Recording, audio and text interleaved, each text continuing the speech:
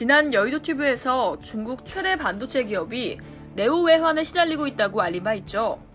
중국은 외국 반도체 회사를 사들이지도 못하는데 전문가는 계속해서 빠져나가는 상태였는데요. 이런 가운데 중국 최대 파운드리 업체인 SMIC가 삼성전자에서 일한 량멍송 SMIC 공동 CEO를 묶어두기 위해 돈다발을 제시하는 고육체까지 꺼내들었습니다. 이뿐만이 아닙니다. 전체 임직원 대상으로 거의 돈잔치를 벌이고 있습니다. 무슨 일이 벌어지고 있는 걸까요? 20일 중국 기금보 등 중국 현지 매체에 따르면 19일 중국 SMIC가 3,944명의 임직원을 대상으로 발행 주식의 0.85%에 달하는 6,753만 주의 스톡 옵션을 발행한다고 공시했습니다. 행사 가격은 20위안으로 현 주가 대비 주당 차익이 31.8위안, 전체 차익은 21억 4,800만 위안에 달합니다. SMIC의 전체 임직원 17,354명의 22.7%인 3,944명은 스톡옵션 행사로 향후 1인당 평균 54만 위안의 차익을 남길 수 있을 전망입니다. 특히 량멍송 등 고위 경영진 4명은 40만 주의 스톡옵션을 부여받으며 차익이 각각 1,272만 위안에 달합니다.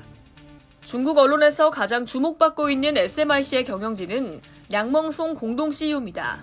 대만인인 량멍송은 미국 버클리 대학 공학 박사로 AMD에서 일하다가 TSMC에 합류했고 다시 삼성전자를 거쳐 2017년 SMIC로 자리를 옮겼습니다. 반도체 관련 보유 특허만 450개가 넘을 정도로 반도체 기술의 정통한 인물로 SMIC의 28나노와 14나노 공정 개발을 책임지고 있습니다. 그런데 지난해 12월 량멍송이 사직을 한다는 소식이 들렸습니다. 이 뉴스가 나오자 상하이 증시에서 SMIC의 주가가 9.8%까지 떨어지기도 했습니다. 량멍송은 TSMC의 직속 상사였던 장상희와 관계가 좋지 않았는데 량멍송의 양해도 없이 장상희가 SMIC 부회장으로 내정됐기 때문입니다. SMIC 측은 적극적으로 량멍송을 만류했으며 이 과정에서 량멍송의 연봉은 급등한 걸로 나타났습니다. 지난해 량멍송의 연봉은 153만 달러로 전년 대비 350% 올랐는데요. 뿐만 아니라 2,247만 위안에 달하는 주택을 보너스로 받았습니다. 이번에 1,272만 위안 상당의 스톡옵션 40만 주를 받으면서 최근 1년간 량멍송이 받은 보너스와 스톡옵션은 3,500만 위안이 넘습니다. 현재 중국에게 가장 절실한 산업은 반도체입니다.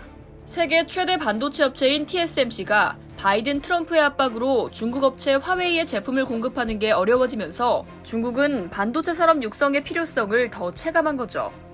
하지만 중국 반도체의 희망 SMIC의 한계는 명확합니다. SMIC는 중국 정부로부터 2018년과 2019년 각각 11억 700만 위안, 20억 3,900만 위안의 보조금을 받았습니다. 2018년과 2019년 SMIC의 당기 순이익 7억 4,700만 위안과 17억 9,400만 위안보다 더 큰 규모입니다.